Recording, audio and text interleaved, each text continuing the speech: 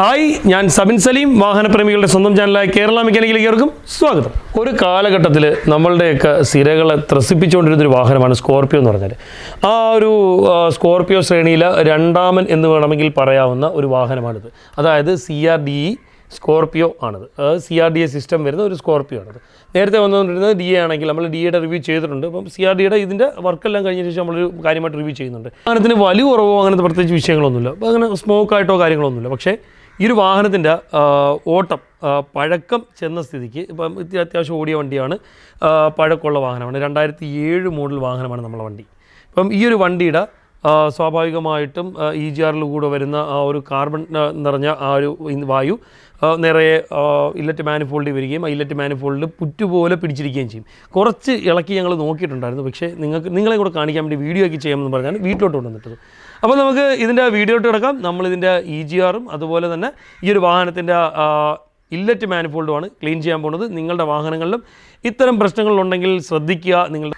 ഈ ഒരു വാഹനത്തിൻ്റെ വലിവിൻ്റെ കാര്യം പറഞ്ഞല്ലോ. ഇപ്പം ഇതിന് EGR വലിയ രീതിയിൽ ബ്ലോക്കായി എന്ന് പറഞ്ഞോ, അല്ലെങ്കിൽ EGR സംബന്ധമായിട്ട് എന്തെങ്കിലും വിഷയമെന്നും പറഞ്ഞ് സ്വല്പം കറുത്ത പുക കാണിക്കും, അല്ലെങ്കിൽ കുറച്ച് കറുത്ത പുക കാണിക്കും എന്നുള്ളതല്ലാതെ EGRൻ്റെ കംപ്ലയിൻറ്റ് എന്ന് പറയാൻ പറ്റത്തില്ല. അത് കാലപ്പഴക്കം കൊണ്ടുവരുന്ന പ്രശ്നമാണ്. ഇപ്പം ആ ഒരു കാർബൺ ഡെപ്പോസിറ്റ് കൂടിയിട്ട് വന്ന വിഷയമാണ്. അപ്പം ഇത്തരം വിഷയങ്ങൾ ഇപ്പോൾ നമ്മുടെ വാഹനങ്ങളിൽ EGRൻ്റെ വിഷയം ഇല്ലെങ്കിൽ ഇത്തരം ഡെപ്പോസിറ്റ് കൂടാനുള്ള സാധ്യതയുണ്ട്. അതുകൊണ്ട് തന്നെ കുറച്ച് നാൾ കഴിയുമ്പോഴത്തേക്ക് ഏകദേശം ഒരു 1.5 ലക്ഷം കിലോമീറ്റർ ആകുമ്പോഴോ, അല്ലെങ്കിൽ ഒരു 1 ലക്ഷം കിലോമീറ്റർ അങ്ങോട്ട് കഴിയുമ്പോഴോ മറ്റോ, അല്ലെങ്കിൽ മെയിൻ സർവീസ് ചെയ്യുമ്പോൾ നിങ്ങൾ ടൈമിംഗ് ചെയ്യുന്ന മറ്റോ, അല്ലെങ്കിൽ ടൈം ബെൽറ്റ് മറ്റൊക്കെ മാറുന്ന സമയത്തോ ഒക്കെ നിങ്ങളുടെ ഡീസൽ വാഹനങ്ങൾ CRD ആണെങ്കിലോ, അല്ലെങ്കിൽ നിങ്ങളുടെ വാഹനങ്ങൾ EGR സിസ്റ്റമുള്ള വാഹനങ്ങളാണെങ്കിലോ നിങ്ങൾ തീർച്ചയായിട്ടും അത് ക്ലിയർ ചെയ്യണം. അപ്പോൾ നമുക്ക് വീഡിയോ ഇട്ടെടുക്കാം.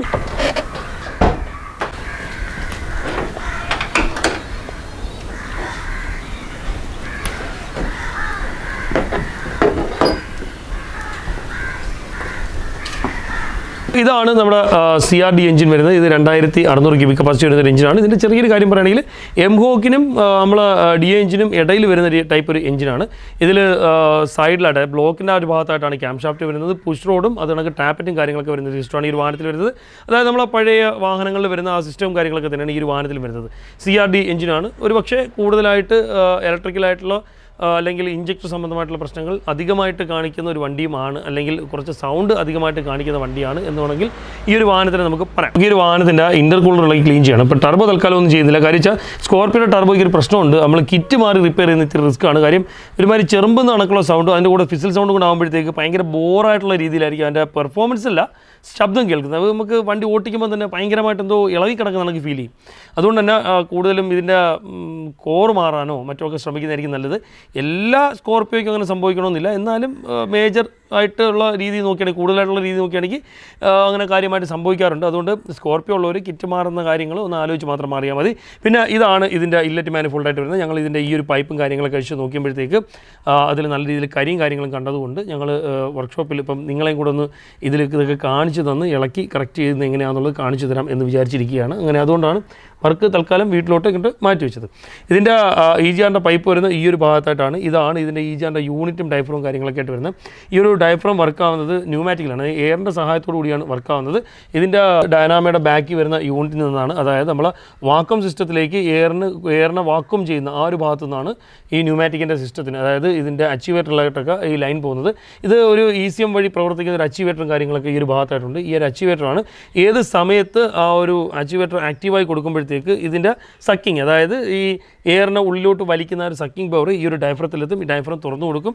ഈ ഡയഫ്രം തുറന്നു കൊടുക്കുന്നതിനനുസരിച്ച് എക്സോസ്റ്റ് ഗ്യാസ് നേരെ വന്നിട്ട് വീണ്ടും നമ്മൾ ഇല്ലറ്റ് മാനിഫോൾഡ് വഴി, അതായത് ഈ ഒരു ഭാഗം വഴി ഇല്ലറ്റ് മാനിഫോൾഡിലോട്ട് പോവുകയും എഞ്ചിൻ്റെ ഉള്ളിലേക്ക് പോവുകയും ചെയ്യും. അധികമായിട്ടുള്ള ഇലക്ട്രിക്കൽ പ്രശ്നങ്ങളോ കാര്യങ്ങളോ ഒന്നും EGR റിലേറ്റഡായിട്ട് ഈ ഒരു വാഹനത്തിൽ വരത്തില്ല. ആ ഒരു അച്ചുവേറ്ററിൽ വരുന്ന ലൈനും കാര്യങ്ങളൊക്കെ കൃത്യമായിട്ട് വരുന്നുണ്ടോ എന്തായെന്നുള്ള ആ ഒരു പ്രശ്നം മാത്രമേ വരുന്നുള്ളൂ. പിന്നെ ഈ ഒരു വാഹനത്തിൻ്റെ കാര്യം നോക്കുമ്പോഴത്തേക്ക് ഇതിൽ EGRൻ്റെ പ്രശ്നം കൊണ്ട് വലിയ രീതിയിലുള്ള വലിവിൻ്റെ പ്രശ്നമോ കാര്യങ്ങളോ ഒന്നും വരാനുള്ള സാധ്യത വളരെയധികം കുറവായിരിക്കും. നമുക്ക് ഇനി ഈ ഒരു വാഹനത്തിൻ്റെ EGRൻ്റെ യൂണിറ്റും കാര്യങ്ങളൊക്കെ ഒന്ന് ഇളക്കി നോക്കാം.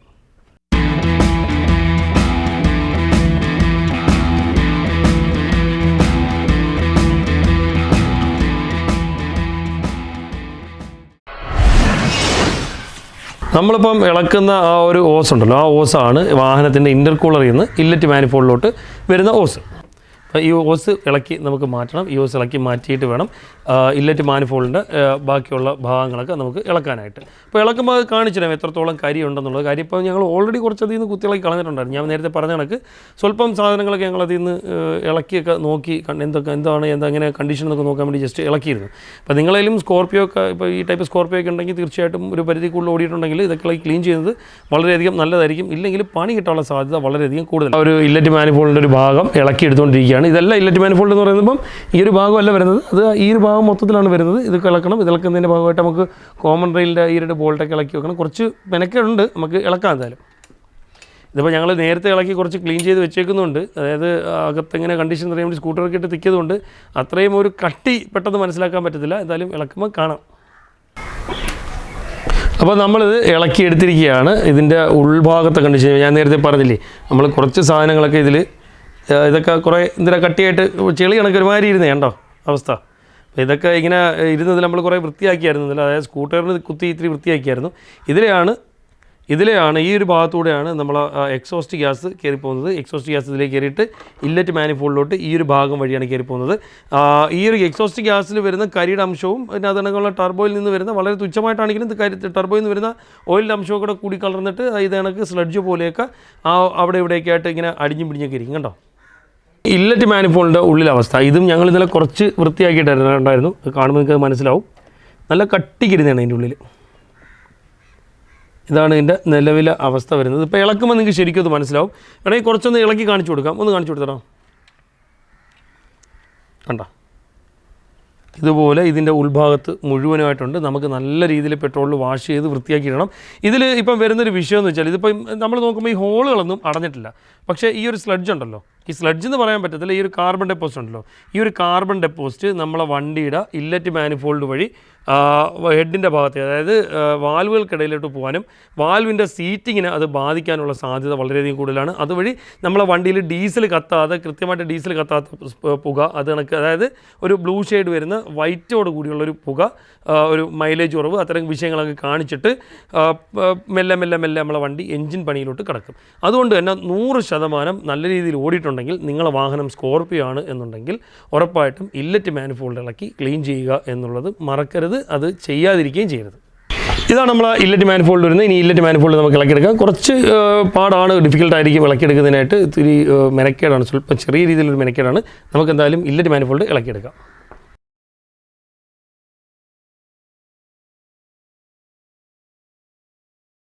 ഇപ്പോൾ നമ്മൾ EGR-ൻ്റെ ഒരു പൈപ്പ് യൂണിറ്റ് ഇളക്കി എടുത്തുകൊണ്ടിരിക്കുകയാണ്. ഇത്തിരി മെനക്കേടാണ് കേട്ടോ ഇത്. ഇളക്കിയെടുക്കലും കാര്യങ്ങളൊക്കെ ഇത്തിരി മെനക്കേടലാണ്.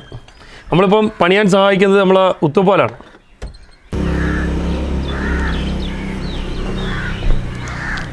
ഇപ്പോൾ നമ്മൾ ഈ ഒരു EGR-ൻ്റെ ഒരു യൂണിറ്റ് ഇളക്കിയെടുത്തിട്ടുണ്ട്. EGR-ൻ്റെ യൂണിറ്റ് എന്ന് പറഞ്ഞാൽ ഇതല്ല EGR യൂണിറ്റ് വരുന്നത്. നിങ്ങൾ നേരത്തെ കണ്ട ഡയഫ്രം ഭാഗമാണ്.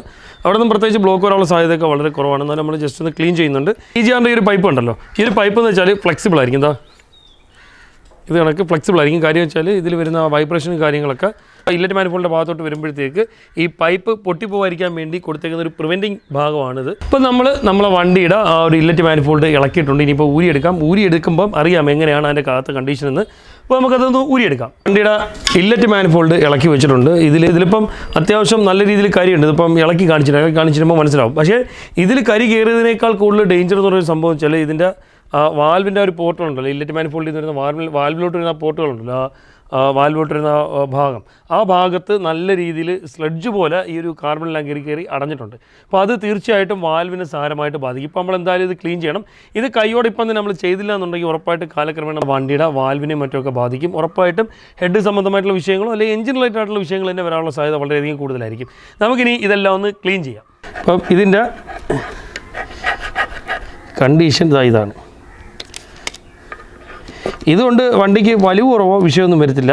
പക്ഷേ ഇതൊക്കെ കുറച്ചായിട്ട് ഇളവി നമ്മൾ നേരത്തെ പറഞ്ഞ കണക്ക് വാൽവിൻ്റെ ഇടയിൽ കയറി പണി കിട്ടും.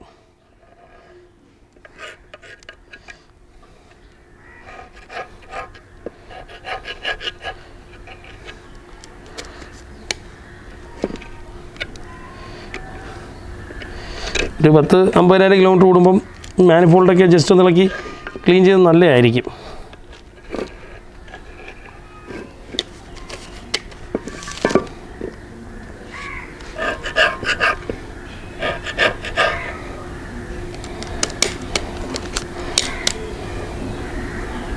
ഇത് കണ്ട, ഇത് പുറ്റ് കണക്ക് കയറിപ്പോയണ്ട. ഇതാ ഇത് കണക്ക് തന്നെ ആ വാൽവിൻ്റെ സൈഡിലൊക്കെ ഉറപ്പായിട്ടും ഉണ്ടായിരിക്കും.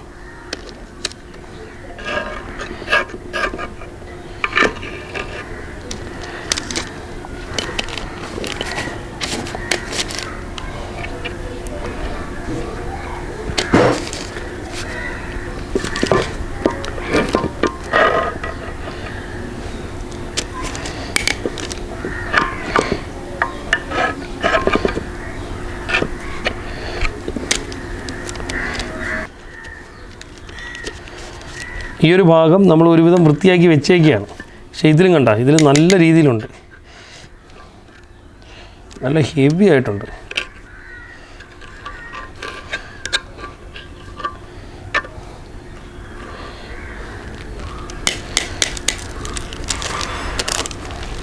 ഇങ്ങനെ നിൽക്കട്ടെ, നമുക്കിത് പെട്രോൾ ഒഴിച്ച് വെച്ച് കുതിർത്ത് നമുക്ക് സെറ്റാക്കാം.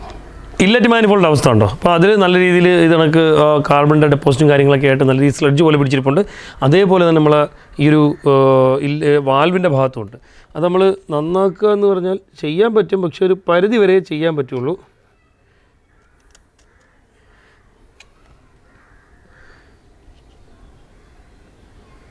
ഇതുപോലെ ഇതുണ്ടോ, ഇതുപോലെ അതിൻ്റെ ഉള്ളിലും ഉണ്ടായിരിക്കും എന്നുള്ള കാര്യം ഉറപ്പാണ്. നമുക്കപ്പം ഇതെല്ലാം ഒന്ന് ക്ലീൻ ചെയ്യാം. ക്ലീൻ ചെയ്തിട്ട് നമുക്ക് ഇനി ബാക്കിയുള്ളത് കാണാം. ക്ലീൻ ചെയ്ത് കുറേയൊക്കെ ക്ലീൻ ചെയ്ത്, പക്ഷേ മൊത്തം പോകത്തില്ല. ഇപ്പോൾ ചെയ്യാൻ പോണ പരിപാടി എന്ന് വെച്ചാൽ ഇതിൽ പെട്രോൾ ഒഴിച്ച് നിറച്ച് മാറ്റി വെച്ചേക്കും.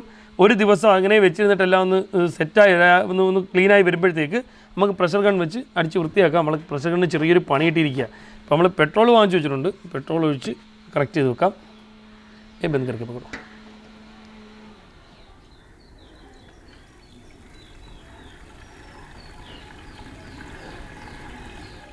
ഇരിക്കുമ്പോഴത്തേക്ക് നല്ല രീതിയിൽ സെറ്റാവും. സെറ്റായതിന് ശേഷം നമുക്കിത് പ്രഷർ ഗൺ വെച്ച് വാഷ് ചെയ്തെടുക്കാം.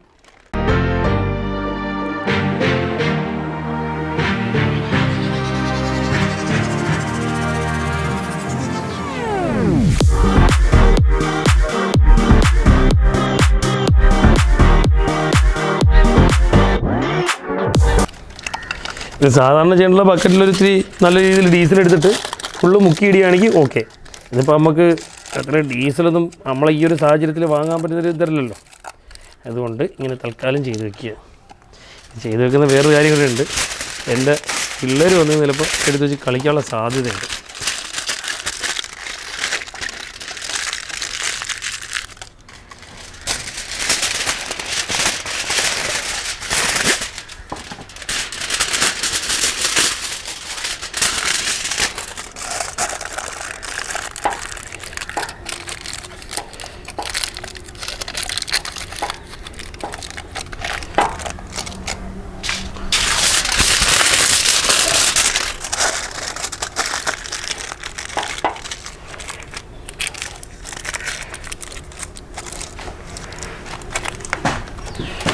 ഉള്ള പരിപാടി എന്ന് വെച്ചാൽ ഈ ഒരു മാനിഫോൾഡ് പോർട്ടിൻ്റെ ഭാഗം മൊത്തം ക്ലീൻ ചെയ്യണം. ഇനി നമ്മളിപ്പോൾ തൽക്കാലം ഇന്ന് പണി ഒതുക്കുക. കാര്യം വെച്ചാൽ നമ്മൾ ഇല്ലറ്റ് മാനിഫോൾഡ് ക്ലീനായി വരണമെങ്കിൽ നല്ല സമയം എടുക്കും. നല്ല രീതിയിൽ അതിൻ്റെ ആ ഒരു കാർബൺ വേസ്റ്റും കാര്യങ്ങളൊക്കെ കയറി സ്ലഡ്ജ് പോലെ അടിഞ്ഞിട്ടുണ്ട്.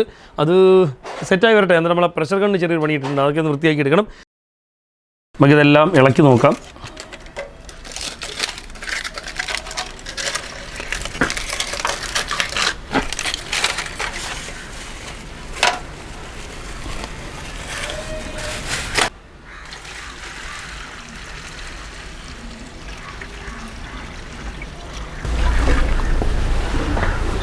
अभी पलटी करो.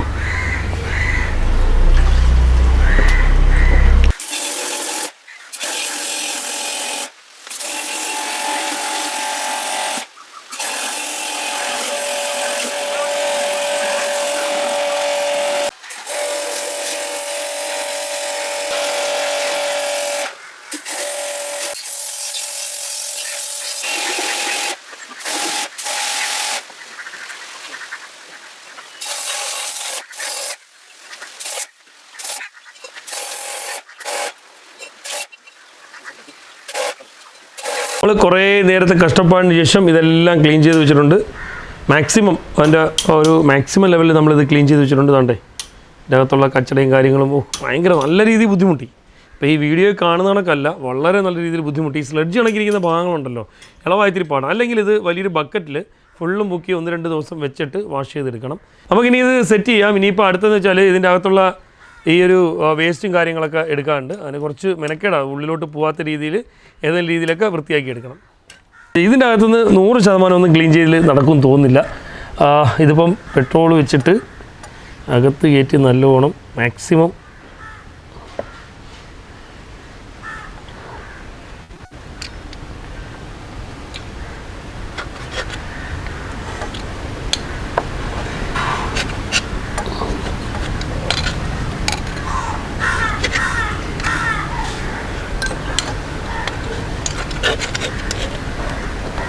നമ്മളെ കൊണ്ട് പറ്റാവുന്നതിൻ്റെ മാക്സിമം നമ്മൾ വൃത്തിയാക്കുന്നുണ്ട് കേട്ടോ. സ്കോർപ്പിയോയുടെ പ്രശ്നം നിങ്ങൾ കണ്ടല്ലോ. ഇതേ കണക്കുള്ള വിഷയങ്ങൾ വന്നിട്ട് പയ്യെ നമ്മളെ വണ്ടി കംപ്ലൈൻ്റ് ആയി തുടങ്ങും. ഇതിപ്പോൾ നമ്മൾ ഇല്ലറ്റ് മാനിഫോൾഡിൽ നിന്നുള്ള പോട്ടും ഭാഗങ്ങളൊക്കെ, അതായത് വാൽവ് വരുന്ന ഭാഗവും കാര്യങ്ങളൊക്കെ മാക്സിമം ക്ലീൻ ചെയ്തിട്ടുണ്ട്. അത് കണക്ക് നമ്മൾ ഇല്ലറ്റ് മാനിഫോൾഡും ഈജാറിൻ്റെ ഒരു പൈപ്പും കാര്യങ്ങളൊക്കെ നമ്മൾ നല്ല രീതിയിൽ വൃത്തിയായിട്ട് ക്ലീൻ ചെയ്തിട്ടുണ്ട്. ഇതിലൊരു വിഷയം വരുന്നത് വെച്ചാൽ നമ്മൾ ഒരു പണി വരുന്നതിന് മുമ്പ്, അപ്പോൾ നമുക്ക് അറിയാം വണ്ടിയുടെ ഇപ്പോൾ ഈ ഒരു കണ്ടീഷൻ നിങ്ങൾ കണ്ടപ്പോൾ മനസ്സിലാക്കിക്കൊണ്ടല്ലോ. ഇത് കണക്കുള്ള പ്രശ്നങ്ങളൊക്കെ വന്നിരിക്കുകയാണ്. ഏത് വണ്ടികൾക്കാണെങ്കിലും, പെട്രോൾ വണ്ടികൾക്ക് തന്നെ വലുതായിട്ട് വരത്തില്ല, പക്ഷേ ഡീസൽ വണ്ടികൾക്കായിരിക്കും കൂടുതൽ വരുന്നത്. ഏത് ഡീസൽ വണ്ടിയാണെങ്കിലും ഇത് കണക്ക് മാനിഫോൾഡിലൊക്കെ ഈ കാർബൺ ഡെപ്പോസിറ്റ് കൂടിയിട്ട് അത് പയ്യെ ചൂടാവുന്നതിനനുസരിച്ച് ഇളവി എഞ്ചിൻ്റെ ഉള്ളിലോട്ട് പോകാനും, വാൽവ് കേടാവാനും, വാൽവ് ബെൻഡാവാനും, അതുവഴി മറ്റ് എഞ്ചിൻ പ്രശ്നങ്ങളിലോട്ടൊക്കെ പോകാനൊക്കെയുള്ള സാധ്യത കൂടുതലാണ്. അതുകൊണ്ട് തന്നെ കൃത്യമായ ഇടവേളയിൽ ഒരു 50,000-70,000 കിലോമീറ്ററിനുള്ളിലൊക്കെ നിങ്ങൾക്ക് പറ്റാവുന്ന രീതിയിലൊക്കെ നിങ്ങൾ അടുത്തുള്ള സ്ഥാപനങ്ങളിൽ കൊണ്ടുപോയി ഈ ഒരു മാനിഫോൾഡും കാര്യങ്ങളൊക്കെ ക്ലീൻ ചെയ്യുന്നത് വളരെയധികം നല്ലതായിരിക്കും. അത് അഴുക്കൊണ്ട് പോലും ഇല്ല, അല്ലെങ്കിൽ ഈ ഡെപ്പോസിറ്റ് കൂടുതലുണ്ട് പോലും ഇല്ല പോലും നിങ്ങൾ ക്ലീൻ ചെയ്യുക. കാരണം എന്ന് വെച്ചാൽ നമുക്ക് ഭാവിയിൽ വരാൻ പോകുന്ന വലിയൊരു ചിലവ്, ഇപ്പം ഒരു സ്കോർപ്പിയോയുടെ എഞ്ചിൻ പണിയണമെങ്കിൽ മൊത്തത്തിൽ ഏകദേശം ഒരു 80,000-70,000 ചിലവ് വരും. ആ 70,000 ചിലവിൻ്റെ എത്രയോ മടങ്ങ് പകുതി മതി ഈ ഒരു പണി ചെയ്യുന്നതിനായിട്ട്. ഇങ്ങനെ ചെയ്യുമ്പോഴത്തേക്ക് തന്നെ നമ്മളെ വണ്ടിക്ക് വരാനിരിക്കുന്ന വലിയ ഭീമമായൊരു തുകയുടെ ഒരു വലിയ നഷ്ടം നമുക്ക് ഒഴിവാക്കാൻ കഴിയും. ഇതിപ്പം പറ്റാവുന്നതിൻ്റെ മാക്സിമം നമ്മളിത് ക്ലീൻ ചെയ്തിട്ടുണ്ട്. ഇതിനകത്ത് ഫുള്ളും കച്ചറയും കാര്യങ്ങളൊക്കെ ആയിരുന്നു, നല്ല രീതിയിൽ ഹെവി ആയിട്ടുണ്ടായിരുന്നു. മാക്സിമം ഇത് നമ്മൾ ക്ലീൻ ചെയ്തിട്ടുണ്ട്. അപ്പോൾ നമ്മൾ ഇത് മൊത്തം ക്ലീൻ ചെയ്തിട്ടുണ്ട്. ഇനിയിപ്പം ഇതെല്ലാം എടുത്ത് തിരിച്ച് ഫിറ്റ് ചെയ്യണം. അപ്പം വീഡിയോയ്ക്ക് ലെങ്ത് കൂടും എന്നുള്ളതിനാൽ ഫിറ്റ് ചെയ്യുന്ന കാര്യങ്ങളൊന്നും കാണിക്കുന്നില്ല. ഇതിലിനിയിപ്പം ഇൻ്റർകൂളറൊക്കെ ക്ലീൻ ചെയ്യാനുണ്ട്. ടർബോയ്ക്ക് വലിയ രീതിയിലുള്ള ഓയിലിൻ്റെ ഒരു വിഷയമില്ല. അതുകൊണ്ട് തന്നെ ഇൻ്റർകൂളറും ക്ലീൻ ചെയ്ത് ഞങ്ങൾ അത് സ്റ്റാർട്ട് ചെയ്ത് വണ്ടി വിടാൻ പോവുകയാണ്. നമ്മളിപ്പം ഈ ഒരു ചെറിയ വീഡിയോയിൽ കണ്ട കണക്കുള്ള ഒരു നിസ്സാരമായൊരു സംഭവമല്ല, ഇത്തിരി ഭഗീരഥ പ്രയത്നം തന്നെയാണ്. കാര്യം വെച്ചാൽ ഇതിൽ ധാരാളം കാര്യങ്ങൾ ഇളക്കാനുണ്ട്.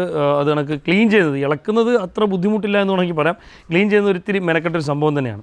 ഉറപ്പായിട്ടും ഒരുവിധപ്പെട്ട 80% വാഹനങ്ങളിലും ടർബോ ഉള്ള, അതായത് ഡീസൽ ടർബോ ഉള്ള 80% വാഹനങ്ങളിലും ഇതുപോലുള്ള കാർബൺ ഡെപ്പോസിറ്റ് കൂടാനുള്ള സാധ്യത വളരെയധികം കൂടുതലാണ്. അതുകൊണ്ട് തന്നെ 50,000-70,000 കിലോമീറ്ററിനിടയിൽ തന്നെ നിങ്ങളത് ക്ലീൻ ചെയ്യുക. ചിലപ്പം നോക്കുമ്പോഴത്തേക്ക് വലിയ ഒരു ക്വാണ്ടിറ്റി കാണത്തില്ല എന്നുണ്ടെങ്കിൽ തന്നെ അത് ക്ലീൻ ചെയ്ത് കറക്റ്റ് ചെയ്തിട്ട് ഉപയോഗിക്കുന്നതായിരിക്കും വളരെയധികം നല്ലത്. അപ്പോൾ ഇന്നത്തെ വീഡിയോ നിങ്ങൾക്ക് ഇഷ്ടപ്പെട്ടെന്ന് വിശ്വസിക്കുന്നു. നിങ്ങൾക്ക് പ്രയോജനപ്പെടുന്ന മറ്റൊരു വീഡിയോ ആയിട്ട് വരുന്നവരെ ബൈ.